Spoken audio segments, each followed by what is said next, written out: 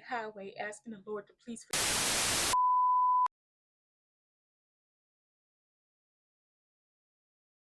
lawful wedded husband. To be my...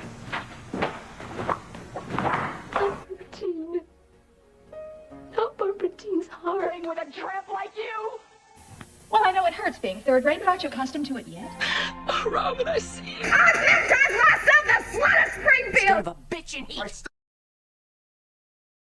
I found out myself what love is all about. Hey everybody, it's me, Nikki. Forgive me for the glasses. I'm in mourning. My favorite booze bag, Boozy Suzy Doe, was speeding down a lonely highway asking the Lord to please forgive him. Okay, it was feeling like he had just walked right out of heaven, damn near thrown his life away, eh? But he did throw his life away because he was speeding down the highway. And he went over it into a ravine, hit a tree, and went, boo, fire, boom, boom, boom, boom, boom, boom, Doug is burning. Child Boozy Suzy Doug is gone. Who doing the body? Willie Watkins? I don't know. Oh Lord. I don't. He gone, y'all. He gone. And Jacob was trying to call Vanessa, but Vanessa was over there getting her back cracked like a glow stick at a steak party and moaning to the high heavens. And when he finally got a hold of her and told her she had this whole big ass breakdown in a hotel room, and she was like, I was angry at him the last time I spoke to him, and I don't want that to be the last thing, and I don't want him to feel like I hated him or anything like that. Baby, she was going through emotions. She was going through the motions. She was crying. She was begging the Lord to please forgive her. Okay, down there the Puerto Rico. She was losing her mind. Then she was like, gotta call the kids, gotta tell them the daddy gone. But then it's just like, what I'm gonna do, Lord? What I'm gonna do? Baby, she was losing it. And she was like, this is all my fault. It kind of is. It smidgen over your fault. Yeah. And she was like, this my fault. He over here gone.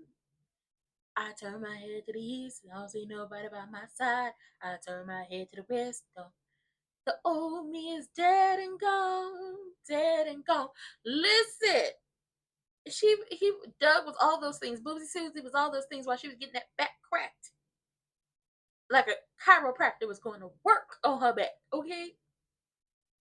She was losing it. She was like, I don't know what to do. I don't know how to handle this. He was over here driving drunk. Like, why would you do that? Why would you do that? Like, why would you get behind the wheel of a car while you over there boozed up? And it's just like, we all know that he really didn't get behind the car, the wheel of a car all boozed up by himself.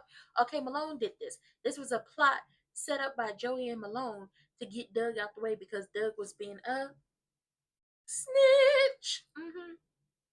Being a snitch. Okay. Malone over here telling Jacob, you need to let it go. Go handle some real criminals, okay? Boozy Suzy Doug might have been a pillar of the community, but he ended it as a lush who flew off the highway into a ravine. Put it to bed. Go handle some real criminals. But y'all know Jacob is a Boy Scout. Jacob gut be telling him something is off, and then he got to follow the lead.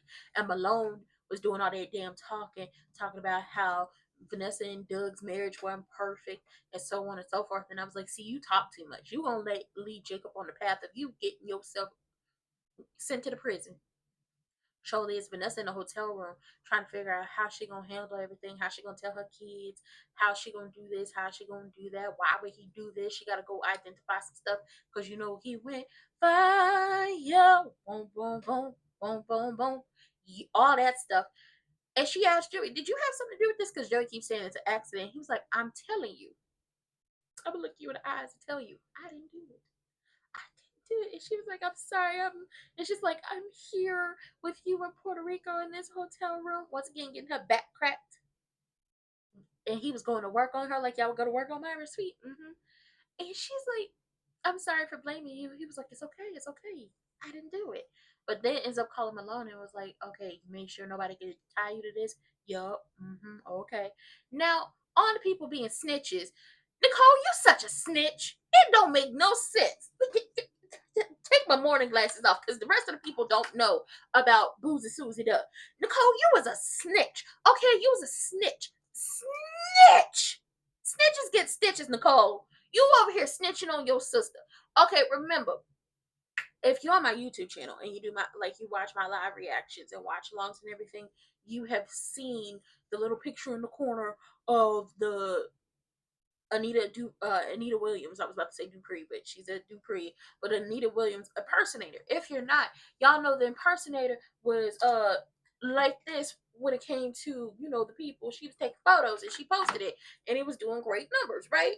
So Nicole went over to the family house and showed Miss Anita and Daddy Dupree because what? Because of why? Because she's a snitch and she's making everything about her. Not everything's about you, Nicole. Okay, this ain't got nothing to do with you. Just because Danny decided to have a couple of a drinky pool or whatever with her friends with Benny's. Okay, just because she decided to have a little drink or 30 or 50 with her friends with, you know, Benedict Arnold's, you over here going to snitch because she done got married in Vegas? How is this about you? It's not about you. Ultimately, it's gonna yes, it's gonna look some type of way for the Duprees, but it's eventually just gonna fall onto Danny and Andre for what happened. So she's like, she always does this. She always causes chaos. You seem jealous. Do you want to cause a little chaos? Do you want to be out here in these streets doing the absolute most where people, you know, don't say nothing to you? Which really is not a case for Danny because everybody says anything to her when she has a reaction. You over here talking about at the end of it, because they call Andre over to the house and Andre is like, listen, she is gone through a lot. And Nicole's like, I've gone through a lot. Girl, anybody said you didn't go through nothing. But ultimately, you are only forced to see your husband's mistress because she won't leave you alone and won't stay out of your life and blames you for you ruining her life. Danny was forced to see her husband's mistress because they both decided to play in Danny's face and move into the same neighborhood as her, and she was forced to go to their wedding. Granted, she ooted up that wedding, but how is it Danny's fault? And then they like to rub it in her face, and his mistress won't leave her alone. Like, she even tried to blame Danny for a miscarriage. That's the type of time they own. Like, I don't see you being forced to go to Crew Neck's Head and Wig's wedding. I don't see that.